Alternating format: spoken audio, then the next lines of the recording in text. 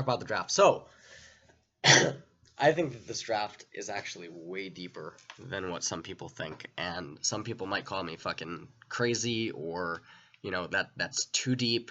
I talked about it with Monty too. So here's something that's going to be really out there.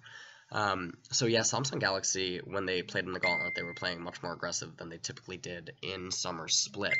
One of the things that Samsung Galaxy was known for, though, was their ability to turtle, stall the game out, and then win over superior decision making, although they did drop one of the games in the notorious, probably the best Baron Dance game in the history of League of Legends. You can actually go check that out. Samsung was a part of it.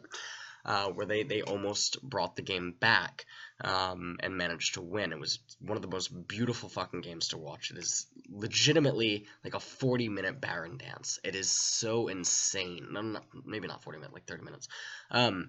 But that's what they like to do. And Crown likes wave clear, whatever. So here's your fucking theory, all right? Let's get some fucking, like, I wish I could have some, like, X-Files type music going on right now, all right? But, so here's what I'm thinking, is they intentionally choose double tier lane, okay? Varus and Ezreal, assuming that they will lose, and they also pick another losing lane up there in top lane. So what does that mean? It means that TSM, who is known for playing super aggressive early on, is going to accrue advantages. Well, we can assume that they will across multiple lanes. Those advantages translate into the raising of towers earlier. So if the towers get raised earlier, TSM's gold count goes up, they're able to farm more efficiently, etc. So TSM's team goes up in levels. So now what ends up happening is, assuming that Samsung doesn't fall too far behind, given TSM's tendency to play a particular way in the first, 12 to 15 minutes of the game, it's very likely that when Samsung Galaxy chooses this team composition, that they know that they're going to fall behind, but that they want to fall behind.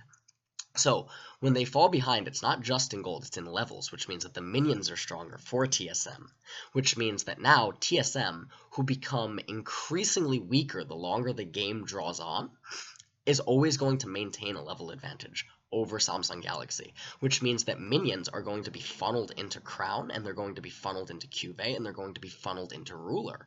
And they can make use of this because if you watch a lot of TSM's games, their advanced macro rotations are very lackluster. So maybe Samsung Galaxy was actually assuming that they could turtle their tier 2 turrets endlessly and surrender earlier objectives with the exception of Baron, because this is also a red side draft for Samsung Galaxy, and it's a red side Varus, which red side Varus has a lot more potency, as does red side Rumble and red side Ezreal, at dissuading and denying Baron attempts, because the terrain in which they approach onto it and they look to get onto the Baron and push people out of it is very condensed, and it's very favorable for those champions because it makes the pockets that they have to aim for with their skill shots and stuff very predictable. And then if you do try to collapse onto them, assuming that their pink wards and their sweepers are on point, you cannot get a flank inside of that angle of the jungle. And then what ends up happening is, because TSM again is higher in level,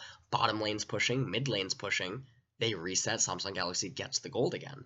Do this over and over and over, you reach the critical endgame point where Samsung Galaxy is super comfortable and TSM is at their weakest and Samsung wins. I think that the draft, in theory, could actually be that deep. I actually think that they could have drafted intentionally incorporating minion level. That's fucking out there.